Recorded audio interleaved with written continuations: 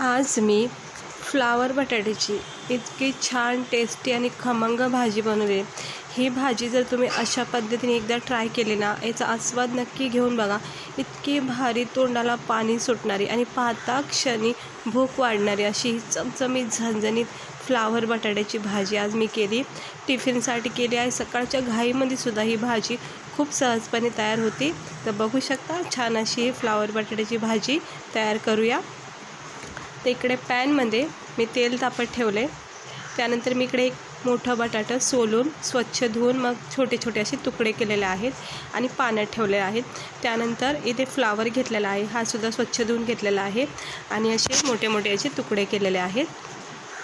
आता आपण काय करायचं, तेल थोडंसं गरम झालं की त्याच्यामध्ये आपण फ्लावरचे तुकडे जे आहेत ते थोडेसे भाजून घ्यायचे, म्हणजे तेलामध्ये थोडंसं याला परतून घ्यायचं. आता अशाने काय होतं, फ्लावरचे जे तुकडे आहेत ते चांगले भाजले जातात, थोडेसे नरम सॉफ्ट होतात, जेणेकरून काय होतं भाजी पण झटकीपट तयार होते आणि दुसरी गोष्ट चांगली चवसुद्धा लागते. थोडंसं किंचित चिमूटभर, अगदी चिमूटभर याच्यामध्ये मीठ टाकलं सुरुवातीला तरी काही हरकत नाही, खूप चांगली टेस्ट वाढते फ्लावरची.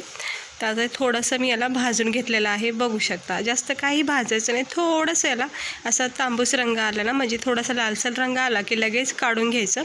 तर मी काढून घेतलेले आहेत आणि त्याच पॅनमध्ये मी इकडे कढीपत्त्याचे पानं टाकलेले आहेत आणि अद्रक लसूणची पेस्ट केलेली आहे ती याच्यामध्ये टाकून घेते.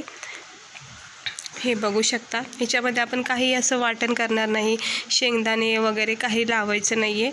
फक्त आणि फक्त सिंपल प्रोसेसने पण इतकी सुंदर टेस्टी भाजी तयार होती ना, तुम्ही भाजीची चव विसरणार नाही, इतकी मस्त भाजी तयार होती खायला.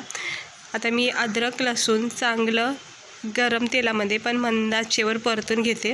याच्यामध्ये बारीक चिरलेला एक मोठा कांदा टाकून घेतलेला आहे. त्यानंतर एक मोठं टमाटर बारीक कट करून टाकलेलं आहे. तुम्ही हवं तर थोडंसं टमाट्याची प्युरीसुद्धा इथे वापरू शकता, त्यानेसुद्धा छान ग्रेव्ही तयार होती मग भाजीची. आणि असं सिंपल कट करून टाकलं तरी काही हरकत नाही.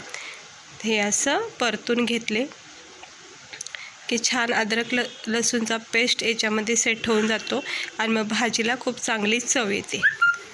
ते बघू शकता मस्तपैकी आता हे कांदा, टमाटर, कढीपत्ता, अद्रक लसूणसोबत चांगलं परतून होत आहे. थोडंसं परतून झालं की मग आपण याच्यामध्ये आपले रोजचे जे मसाले आहेत ते टाकायचे. 1 मिनटं याला असं परतून द्यायचं. तर छानपैकी असं तेल सुटले. आता आपण काय करायचं, सर्वप्रथम बटाट्याचे स्लाईस, बटाट्याचे जे काप केलेत ना ते याच्यामध्ये टाकून घ्यायचे. म्हणजे काय होतं, अद्रक लसूणचा फ्लेवर बटाट्याला लागून जातो आणि मग बटाट्याची सुद्धा एक वेगळी छान चव राहते भाजीमध्ये. ह्याला असं थोडंसं नरम सॉफ्ट करायचं, जसं आपण फ्लावर भाजले तसंच बटाटे याला थोडंसं परतून घ्यायचे.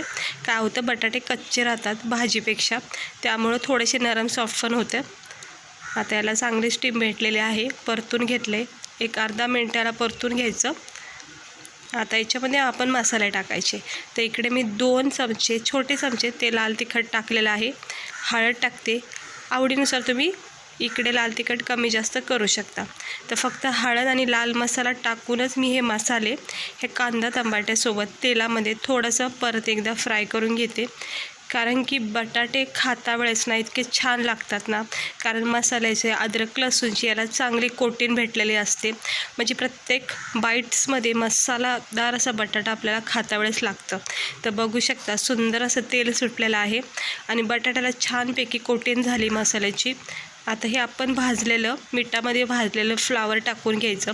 म्हणजे एकंदरीत इतकी छान चव येणार आहे भाजीला, कारण की बटाटे आणि फ्लावर ह्याला आपण अगोदरच मस्तपैकी मिठामध्ये मसाल्यामध्ये चांगलं फ्राय केलेलं आहे. तर ही अशी पद्धत नक्की वापरा. जर आत्तापर्यंत असं ट्राय नसेल केले तर नक्की ट्राय करून बघा, खूप आवडीने ही भाजी खातात.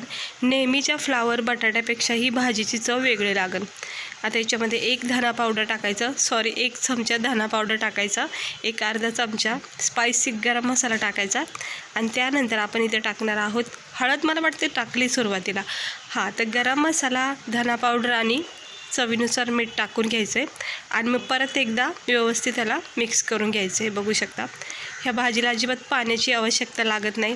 आता जर तुम्हाला ही भाजी रस्सेदार बनवायची असेल तरच ह्याच्यामध्ये मग तुम्ही पाणीचा वापर करू शकता, पण मला ही भाजी सुक्की बनवायची छानपैकी रोटीसोबत खायला. तर आता हे मिक्स करून घेतलं आहे. थोडंसं अगदी थोडं बघू शकता तुम्ही, फक्त थोडंसं अर्धा कपाच्यासुद्धा कमी मी पाणी टाकले. हे पाणीसुद्धा हा रस्सासुद्धा पूर्णपणे नाहीसा होईल, कारण आपल्या बटाटे आणि फ्लावरमध्ये जो कच्चापणा राहिला ते हे पाणीमध्ये शिजून जाईल. त्याच्यासाठीच हे मी रस्सा ठेवलेला आहे, म्हणजे शिजण्यापुरता. आता चांगलं मिक्स केले. याच्यावर झाकण ठेवायचं आहे. ह्याला फक्त 5 मिनटं द्यायचे आणि अधूनमधून चेक करायचं. 1-1.5 मिनटं झालं की याला असं चेक करायचं.